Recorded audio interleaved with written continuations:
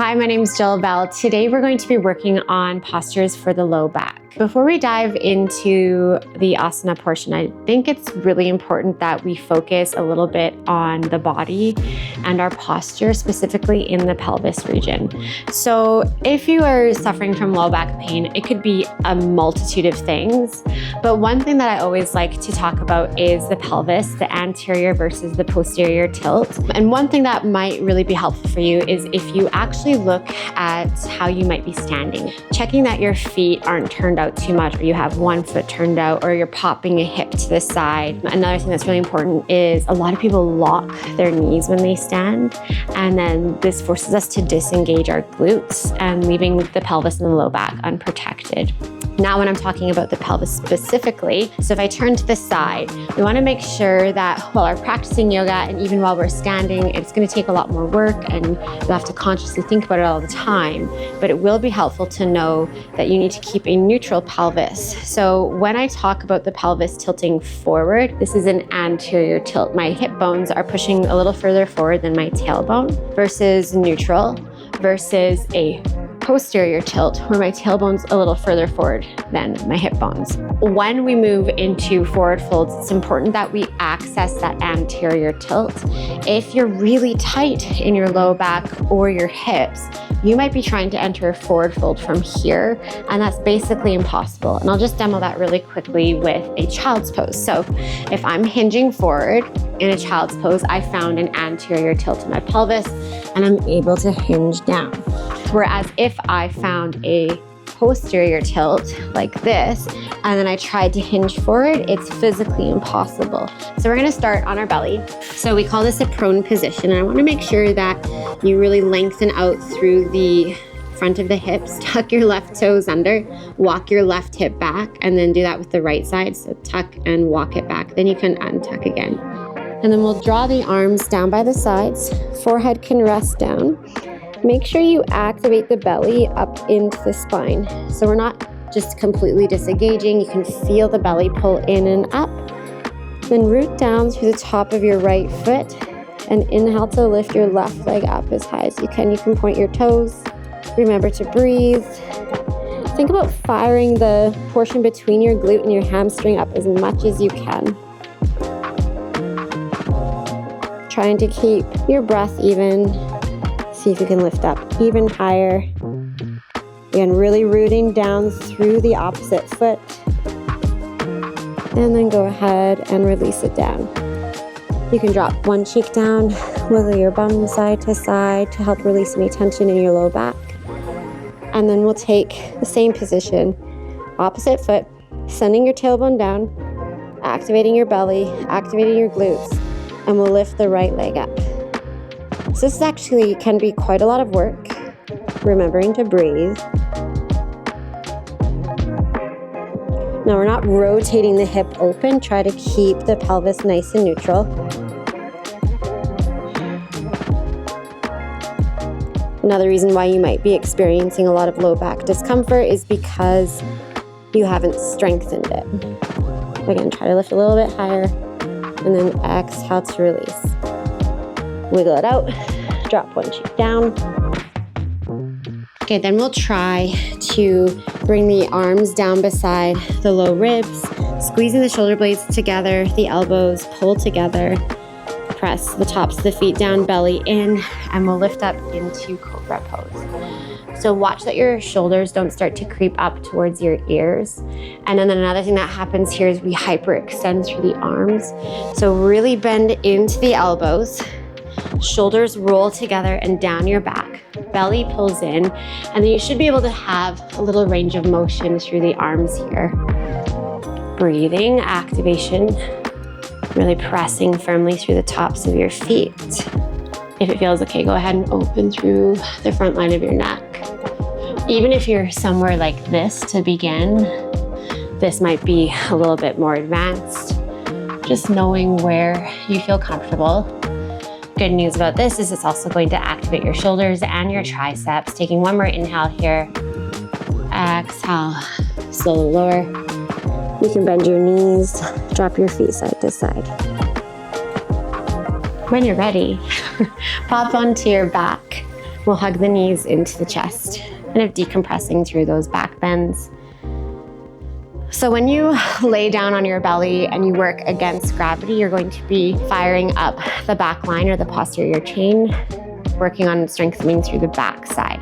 But another really important component of low back pain is making sure that you have activation through the front as well. So if when you're on your back, I want you to push your knees away from you until they come directly over your hips. So if they're too close in, you actually won't be working your core as much as I want you to. And then you can reach your arms up. Right arm can come back, left heel can come down. And inhale to lift. And we'll switch legs. Good. Now what you want to try to work on is lengthening your low back into the earth. Not so much that you're really forcing yourself into a curved low back, but enough that you can feel it engaging so you're not doing this opening up through the lumbar spine too much. So arms reach up. We'll take one leg back, one arm back. Again, think about firing your low back into the mat. You can make this more advanced by lifting your shoulders up. You can extend your legs straight. Remember to breathe. You might be shaking a little bit. We'll take one more here. And hug your knees into your chest. So you can repeat those as much as you like. And then come up to a seated position. All right, so remember when I was talking about the child's pose and the hinging forward? So if you're in a seated position and you want to fold forward for Paschimottanasana or seated forward fold, but you're so tight here that you have a, let's call it a kyphotic curve in your lumbar spine, is really tough to hinge. Like there's no way I'm reaching my toes. So we want to promote that anterior tilt first. One of two ways you can do that. First is you can bend your knees. So that's gonna help you to pull the hip bones forward and then you can hinge. Or if you have something like a pillow at home or a blanket that you can prop underneath your bum, that's gonna give your hips a little bit more of an advantage. I'm gonna do it with bent knees because I don't have any props. Lifting through your heart, pulling your low ribs towards your hip bones. Big inhale. And then as you exhale, core pulls in as you hinge forward, reaching for your feet. Then once you have that, they're allowing the belly to press towards the thighs. Think about dragging your feet towards you so the shoulder blades pull together, heart comes forward. Take another inhale here. And then as you exhale, pull yourself further forward.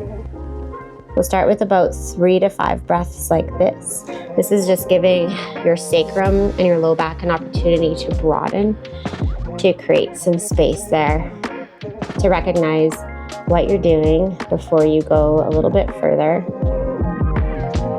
And then when you're ready, you can let your feet scooch a little further away if you have the ability to do that. Otherwise, keep your knees bent. What I don't want to see is any hyperextended legs. So when your legs are so straight that your heels lift up off the ground, okay? So you might be somewhere in this position. You can also use a strap or a sock around your feet to hinge forward.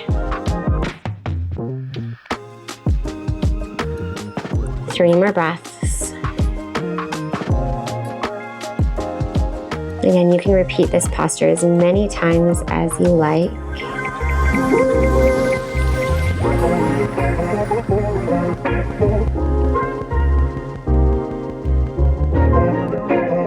All right, activate core, inhale to rise.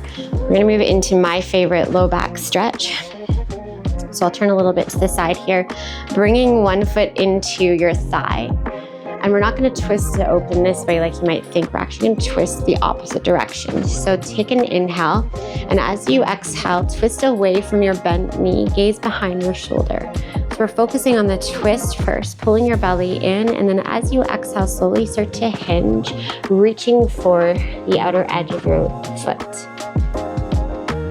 Now, if you have a hard time reaching for your foot, bend your knee more. Okay, so that's just gonna make it a little bit more accessible. Otherwise, you're here, you're working on your twist, and then as you find more depth, you can bend into your elbow so you can hinge down as well.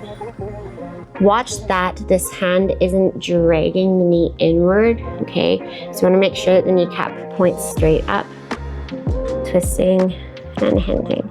So I feel a nice big stretch all the way down my back body on the opposite side.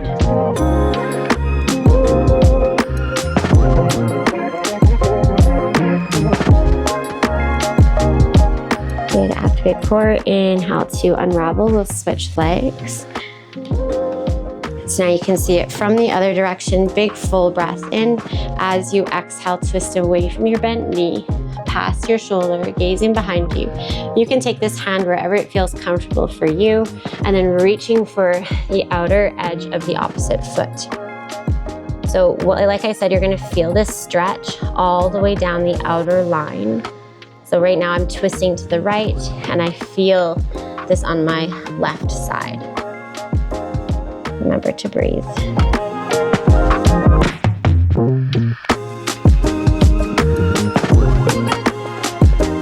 What's really great is a lot of the times when we're stretching our low back, we're also going to receive a really nice hamstring stretch as well. So usually a hamstring stretch and low back stretch are going to come from the same postures.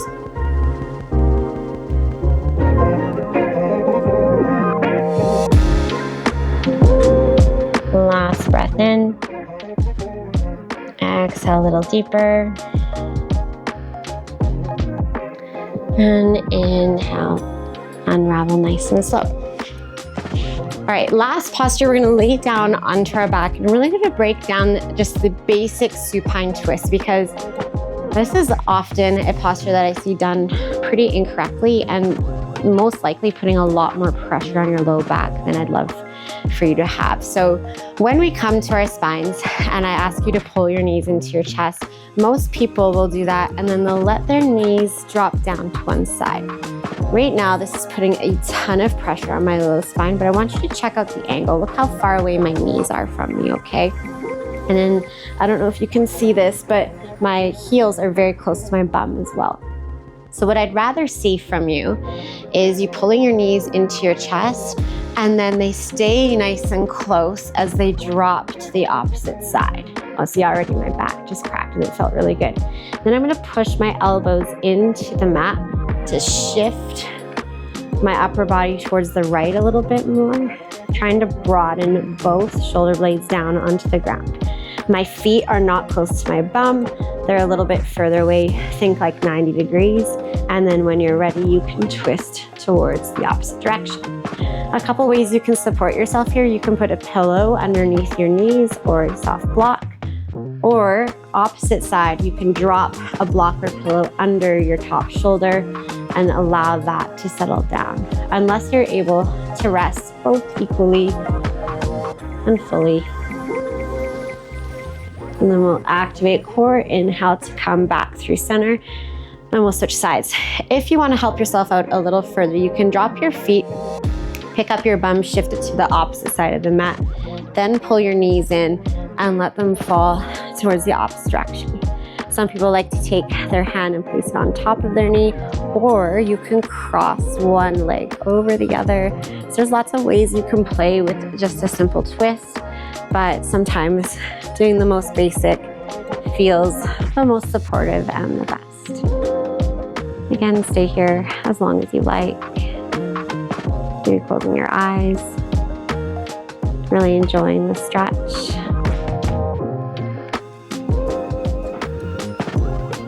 And then we'll come back through center. When you're ready, hug your knees in one more time. That was your 15-minute practice for your low back. If there's anything else you want to work on or see me break down, drop it in the comments below, and have a great day.